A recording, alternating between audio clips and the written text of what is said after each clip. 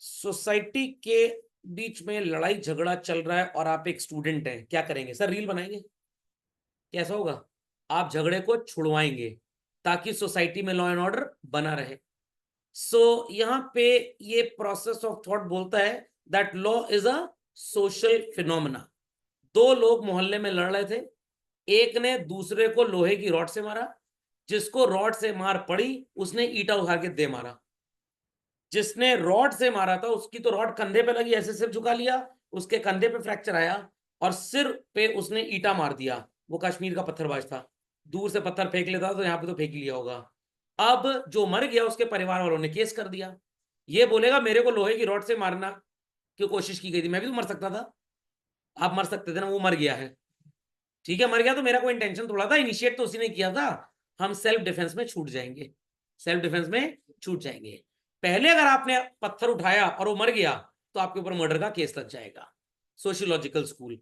So it visualises law from the perceptions of people in the society कि भाई जो भी हमारा कॉन्फ्लिक्ट है इसको खत्म किया जाए। तो एक पर्टिकुलर कास्ट को रिजर्वेशन मिला, उन्हीं की दूसरी कास्ट को रिजर्वेशन नहीं मिला। तो मान लीजिए कि हैदराबाद में ओस्मानिया यूनिवर्सिटी में रूल बन गया कि हम 25% सिर्फ इस्लामिक फॉलोअर्स को एडमिशन देंगे। अब इसमें बोला गया शिया को एडमिशन मिलेगा कि सुन्नी को एडमिशन मिलेगा? शिया को मिलेगा, सुन्नी को नहीं मिलेगा। क्यों?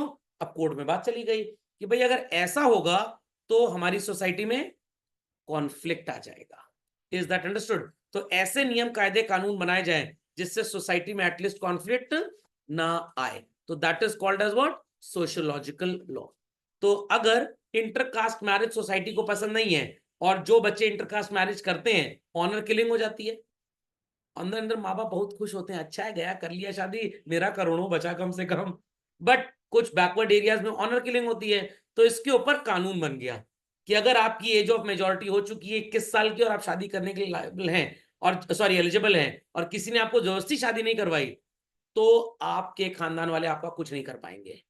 बट चले ना जाना वापस शादी करके हरियाणा, वहां निपटा देंगे लोग, कहीं दूर भागे जाना फिर तो इस पे भी सजा है। तो this is the thought process of sociological school.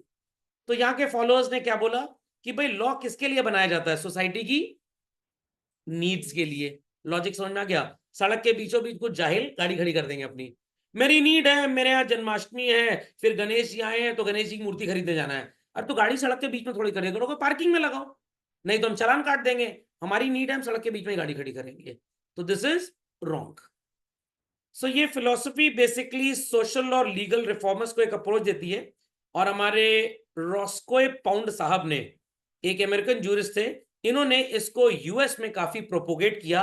और शायद यहीं से बच्चों यूएस हर देश में दखल अंदाजी करता है यूनाइटेड नेशंस के नाम पे कि भाई लॉ एंड ऑर्डर बना रहे। बट ऐसा कुछ नहीं होता। इनको जब तक ओसामा बिन लादेन को मारना था तब तक तो इन्होंने अफगानिस्तान का बड़ा सपोर्ट किया, बट उसके बाद ये भूल गए, उसको ऐसे ही बेहाल छोड़ा है। और उनके जो प्रेसिडेंट थे वो भाग गए, तालिबान रूल फिर से आ गया। तालिबान में भी होता है कि भाई लड़कियों को पढ़ना अलाउड नहीं है।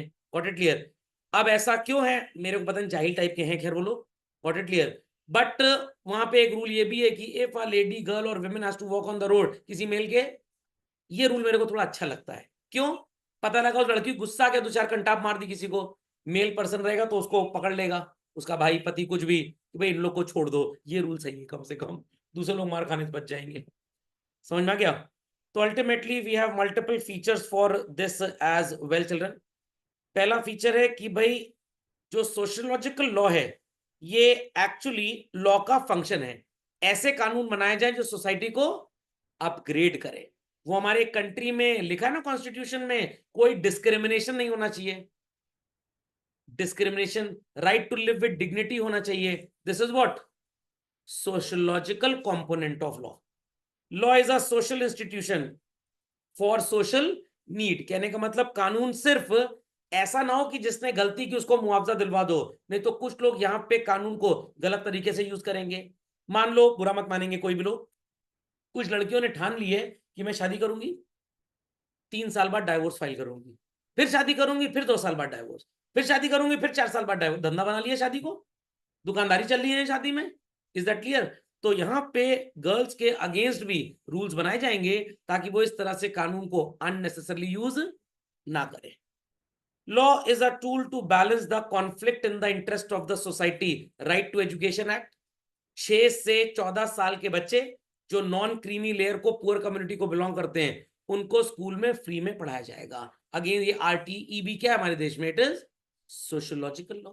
गवर्नमेंट ने कोई प्रपोजल स्टार्ट किया, प्रोजेक्ट स्टार्ट किया, कंप्लीट हुआ, पैसा कितना लगा, पूरा हिसाब दिया जाए। As per right to information act 2009 आपके पास ये राइट है कि आप सरकार से खबर ले सकते हैं। सुनाई पड़ गई बात? तो ये सारे स्कूल ऑफ थॉट्स क्या होते हैं? सोशियोलॉजिकल। तो अमेरिका वाला और बाकी दो हम अगले लेक्चर में पढ़ेंगे।